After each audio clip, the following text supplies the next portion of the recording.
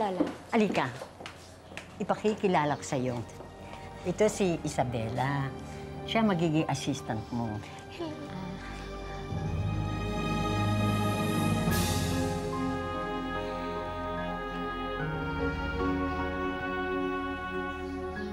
Alam mo, Isabela, ang trabaho mo naman dito hindi magiging mahirap eh. Kaya lang gusto ko naririto ka para kasing edad mo si Antonina. And at the same time, ikaw magiging assistant niya sa kanyang mga pangangailangan. Opo. Okay ba sa iyo? Opo. Ang galing naman. Pero ang gusto ko sana magkasundo kayong dalawa ni Antonina. Madali naman pakisamahan yan eh. Mabait naman yung apo kong yan eh. Lola, nahiya naman po kay Isabela. Pero alam niyo, Lola, unang pagkakita ko pa naman po sa kanya eh. Alam ko naman pong magkakasundo kami.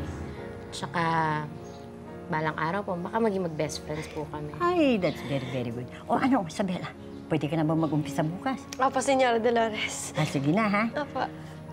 Well, iwanan ko na kayong dalawa para sa ganun magkakilala kayo ng husto. Sige po, ako na po Okay? bahala. Sige po. Isabela, sana maging maligaya ka rin dito sa mansyon, ha? Opo. Okay? Thank you po. Okay. Okay, Sige po. Nina. Sige ba?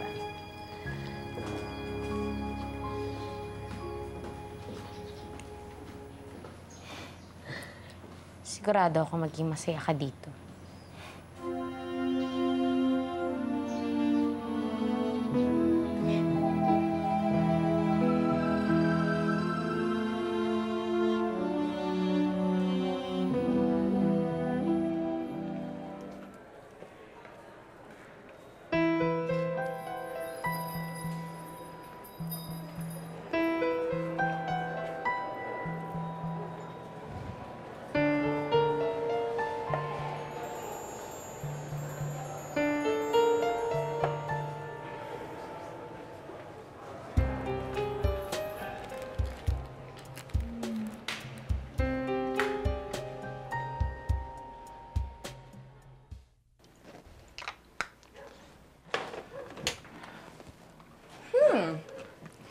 May lakad yata ang gwapo kong anak.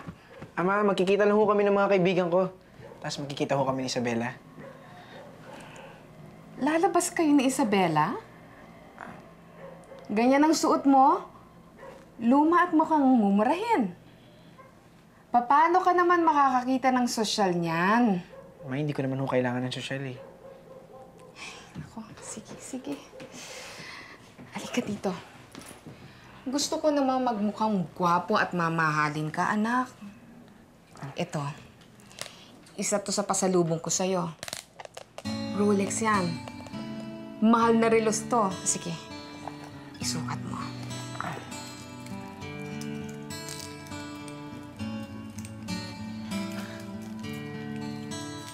At mamaya, ibibigay ko sa'yo ang extension ng credit card ko. Gusto ko bumili ka ng maraming damit, mamahaling damit, at hindi ka na magko-commute, ha? Hatid sundo ka na ng driver mo. Anak, miss na miss kita. Ang tagal nating hindi nagsama. Pero alam mo ngayon, magmimistulang prinsipe ka. Bibigay ko sa'yo lahat ng gusto mo. Isabela, kung gusto mo magkasundo tayo, kailangan sundin mo mga rules ko. Ano pong rules? Rule number 1, ako ang amo. Ikaw, katulong. Rule number 2, kung anong sabihin ko, susundin mo. Pag sinabi kong kumahol ka, kakahol ka. At rule number 3, ayoko ng pa-cute, ha? Kasi dito sa pamamahay na to, ako lang ang cute. At ako lang ang mahal ng lola ko. Pwede ka maglibot-libot dito sa mansyon ngayon. Bukas na lang tayo mag-usap. Maliwanag ba? Maliwanag na maliwanag po.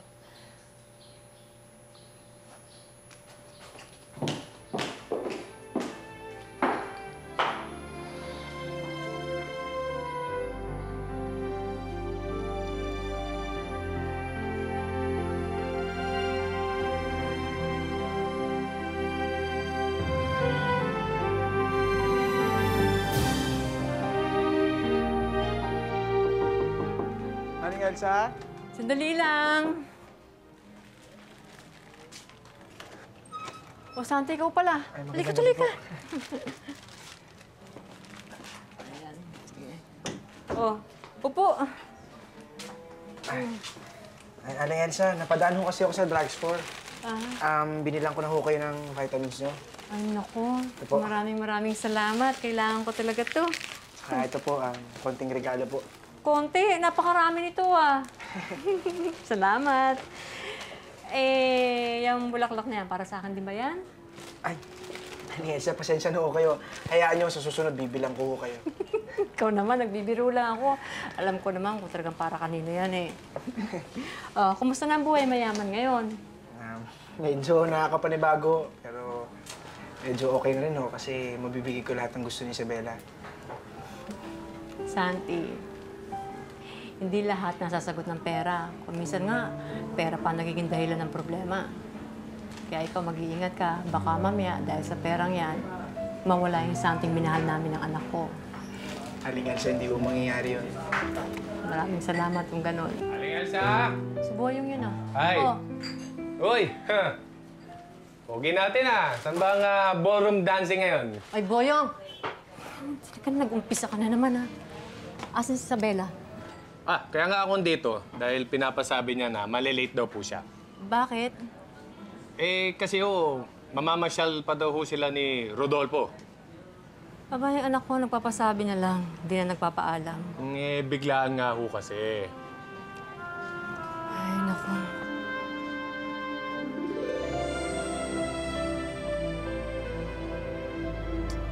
Alam mo, parang iba talaga yung ugali ni Antonina pala, no? Parang iba yung takbo ng dugo niya sa akin, eh.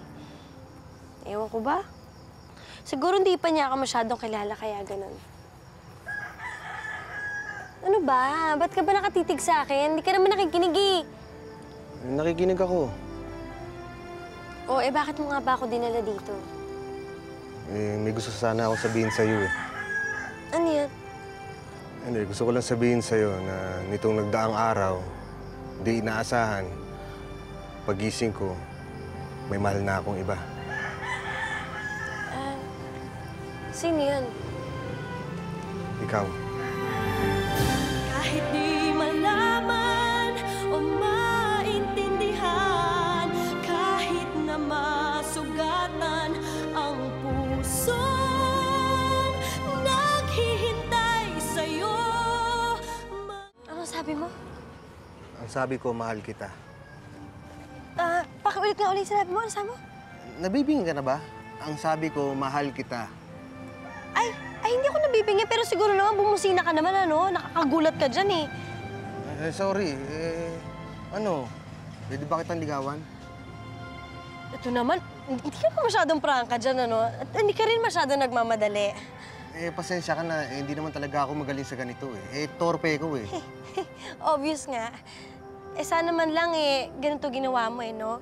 Habang nakaupo ako dito ng ganito, yan, ganyan, hinawakan mo ang kamay ko, tinitigan mo ako sa aking mga mata, lumuhod ka at saka mo sinabi yan. Ganun lang pala eh. Ano ka ba? Huli na. Ano ba talaga? Pwede ba kita ligawan o ano? Alam mo, ang ganda talaga ng view dito, no? Grabe.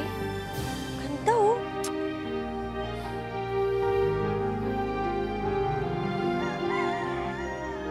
Buti naman po kung ganon.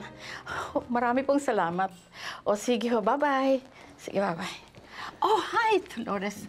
At tumawag sila attorney at ang sabi, tapos na raw ang testamento at ilalagay na nila sa pangalan ni Antonina lahat ng assets ng San Victores. At pupunta sila bukas dito at pipirmahan mo lahat ng papeles. Well, lahat ng kumpanya at ari-arian natin ay nasa pangalan mo na. Kaya ikaw ngayon ay isa ng San Victores, Antonina.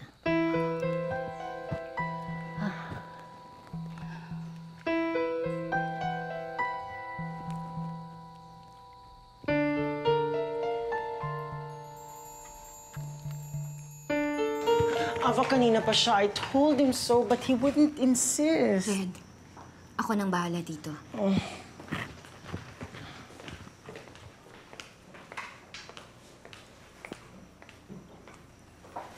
Anong ginagawa mo dito? Gusto lang sana kitang makita eh. May sakit ka ba? Wala to. Anong wala? May lagnat ka, kukuha kita ng gamot. Hindi naman gamot ng kailangan ko, Ate. Ikaw.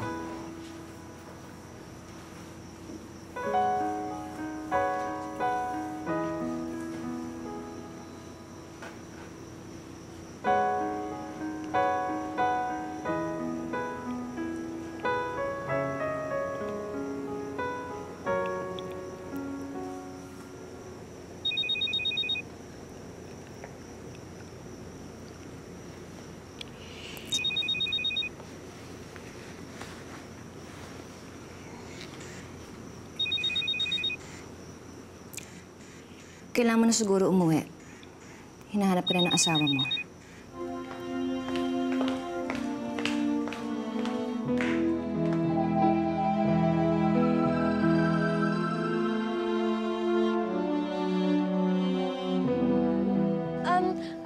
Rodolfo, ito bang lugar na to? Dito ba yung Makati? Tapos dito ba yung Quezon City, yung Ortigas? Ano pa yung mga ilaw na dyan? Yan ba na airport na ba yan? Isabela, alam mo, dapat nagdala lang tayo ng tourist guide. Ano ka ba naman, Rodolfo? Dinala-dala mo ako dito tapos bubusitin mo naman ako. Eh, ikaw nga dyan eh. Kanina pa kita tinatanong, di mo naman ako sinasagot. Pag sinagot kita, Rodolfo, di para ko na rin sinabi na gusto kita at unfair naman kay Santi. Unfair kay Santi? Eh ako, hindi ba unfair para sa akin yon? Na hindi pa nga kita nililigawan, binasted mo na agad ako. Ano? Pwede ba kitang ligawan?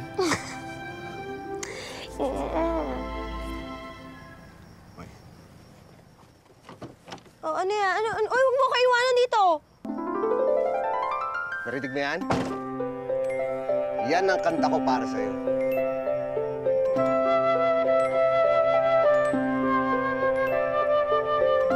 Talaga? Totoo?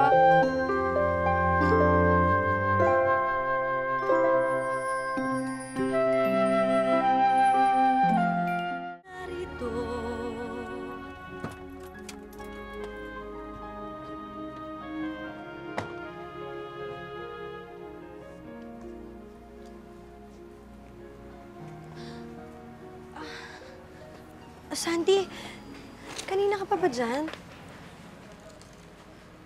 Hindi, okay lang. Mayayain kita sana kasi lumabas eh. Nag-reserve kasi ako sa isang magandang restaurant. Eh kaso mukhang hindi na pwede. Sarado na. Siya nga pala. Para sa'yo.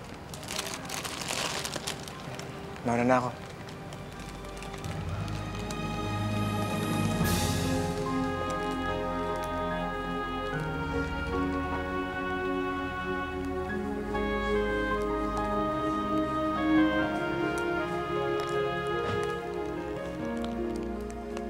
Kanina pa kita tinatawagan sa cellphone mo ni hindi ka sumasagot. Saan ka ba kasi nagsusuot? Sino ba talaga yung babae mo, ha? Pwede ba mamaya natin pag-usapan to? Ayan, tinan mo yung anak mo, si Dennis. Kanina pa yung nilalagnat. Inaapoy na nga, ikaw ang hinahanap, wala ka. May sakit daw ang baby ko. Wala to, Daddy. Strong boy po ako. Good. Kanina ko pa po kayo hinahanap eh. Okay. Busy po kayo sa work nyo. Kaya, ayoko na mangulit. It's okay. Don't worry, Daddy's here. Huh? Okay? I love you, Daddy. I love you too.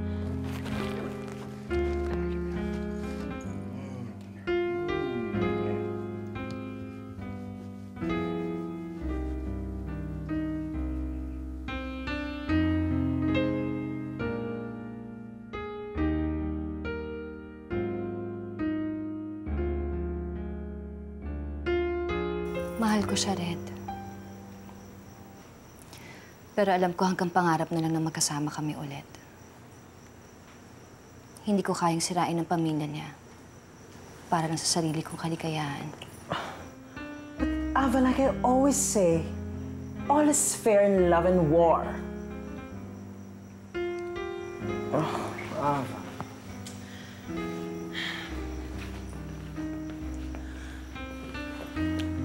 Ava, maybe it's not yet the right time. Baka hindi pa kayo handang magmahalan. Dahil probably marami ka pang galit sa puso mo.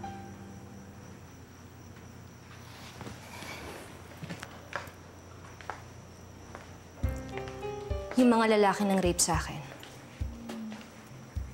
yun ang dahilan ng mga ito. At ang higit sa lahat, yung nag-utos sa kanila. Hindi ako titigil hanggat hindi ko napapadama sa kanilang paghihirap ng mga pinagdaanan ko.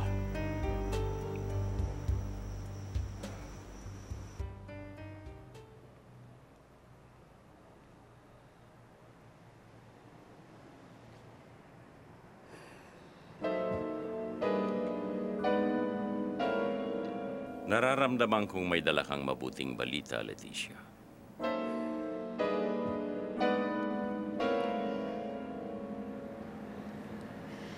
Well, bukas na bukas ay dadating ang mga abogado. Papipirmahin si Dolores lahat ng testamento na magbibigay ng kayamanan ng San Victores kay Antonina sa oras ng kanyang kamatayan. Mabuti kung ganon. Pagkatapos ng pirmahan, ay may maganda akong sorpresa para kay Dolores. Sigurado akong matutuwa siya.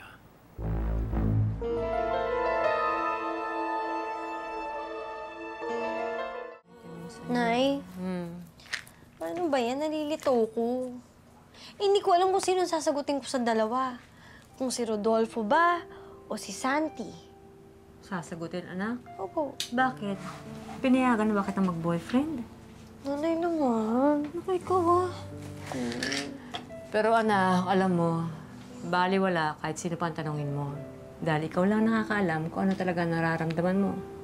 Kaya dapat, timbangin mo mabuti kung sino talaga ang makakapagpasaya sa'yo. Eh, hindi ko nga po alam kasi si Rodolfo, napapatawan niya ako. Si Santi naman, tinuturing niya ako parang prinsesa. Eh, sino talaga mas mahal mo? Eh, hindi ko din alam eh. Ay, naku, magulo ka. Nalilito ko. Alam mo minsan, Nay, masakit sa ulong maraming naniligaw. Yabang-yabang itong batang ito. Pero alam mo, anak, dito sa mundo, mas marami yung namamatay sa lungkot kaysa sa sakit. Kaya ikaw, magpasalamat ka, maswerte ka. Marami nagmamahal sa'yo.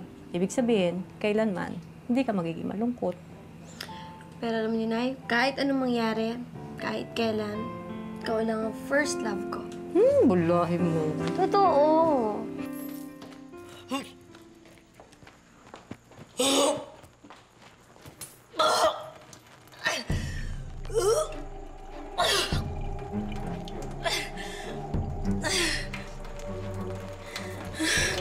Ano nangyayari sa'yo?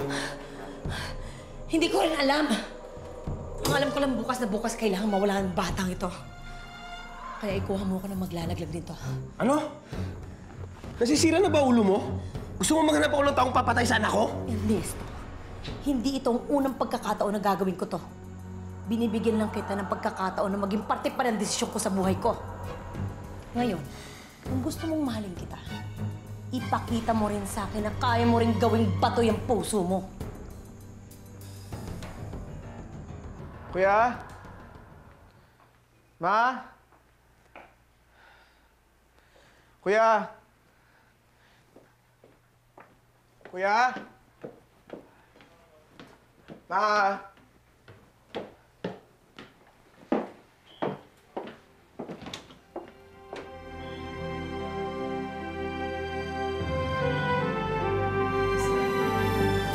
Kahit di malaman o maintindihan, kahit na masugatan ang Bukas, Joaquin, pipirmahan ko ng testamento na magbibigay ng kayamanan ng San Victores kay Antonina.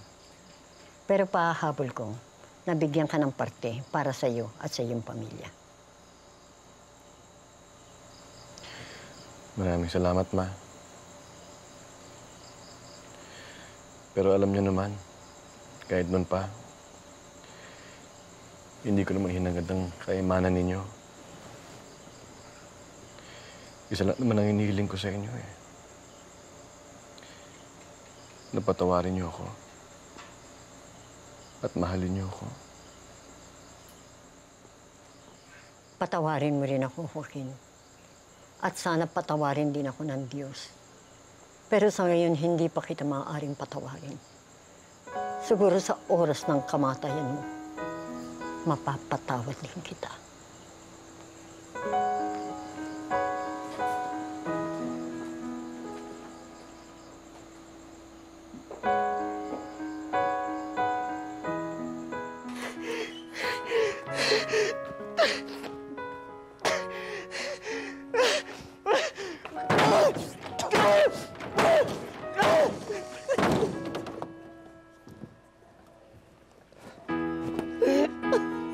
Santi!